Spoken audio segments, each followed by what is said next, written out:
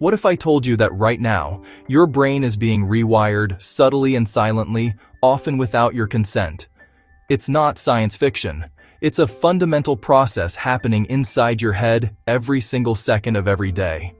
This constant, quiet transformation is driven by everything you do, every thought you have, and especially every notification you check. The architecture of your mind is not fixed. It's a dynamic blueprint, constantly under construction. And in our hyper-connected world, the primary architects are often the very digital tools we rely on.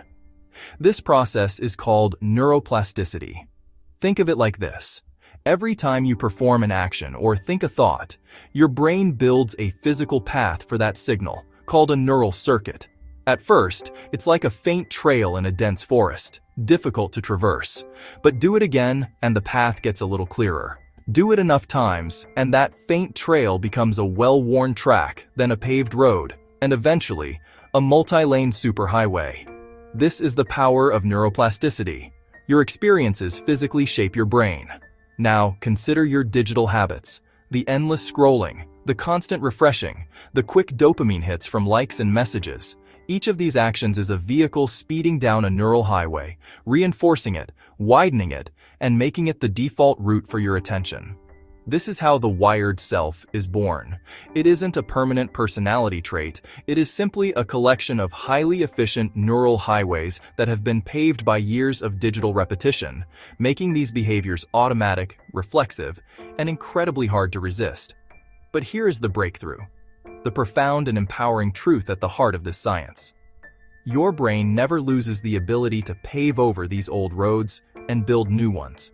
The same mechanism that built those digital dependencies can be used for attention restoration and to forge new, healthier pathways. You are the architect of your own architecture.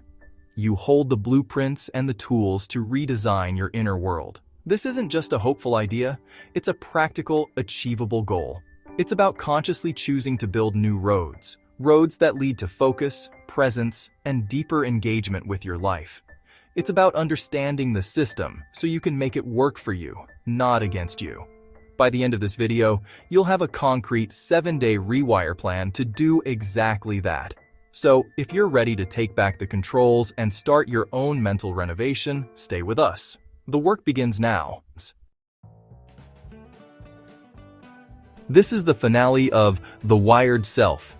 We've explored how our brains are being rewired, but now we arrive at the most critical question. How do we take back control? To change who we are, we have to understand the engine of our behavior, the habit loop. This 4-step neurological process, cue, craving, response, and reward, runs our lives on autopilot. It's the invisible architecture behind everything, from your morning coffee to your nightly scrolling. For the wired self, the cue is often a split second of boredom or discomfort, a momentary void. Immediately, the craving kicks in. Your brain doesn't crave the phone itself, it craves the relief from that void. It anticipates the small, predictable hit of dopamine, a concept known as the dopamine drip, that comes from a notification or a new post. The response is the automatic reach for the device. This loop is so fast, so deeply ingrained, it happens before your conscious mind even wakes up. The reward? A fleeting sense of distraction, a temporary escape. This small, unsatisfying reward is just enough to validate the entire cycle, ensuring it runs again and again, strengthening the neural pathway each time. It's one of the clearest phone addiction signs.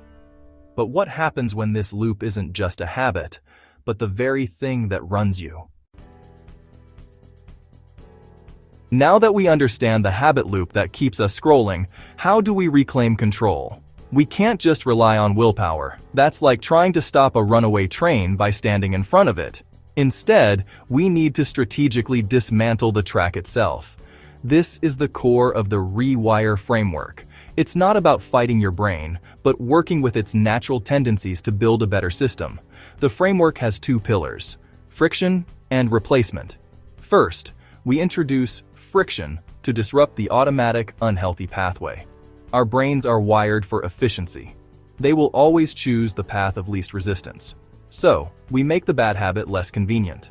A powerful technique here is the 20-second rule. Make your unwanted habit just 20 seconds harder to start. For example, keeping your phone in another room at night. That small delay is often enough to break the autopilot response. Other friction strategies include turning your phone to grayscale, which makes it visually less appealing, or using app blockers to create digital barriers. These small obstacles give your conscious mind a chance to intervene, but friction alone isn't enough.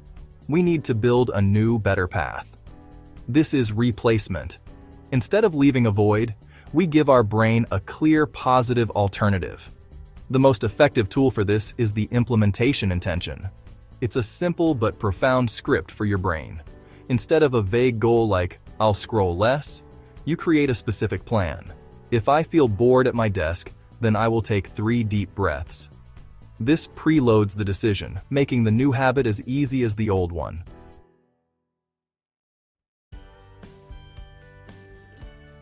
By consciously choosing new responses, you are literally starving the old neural pathways.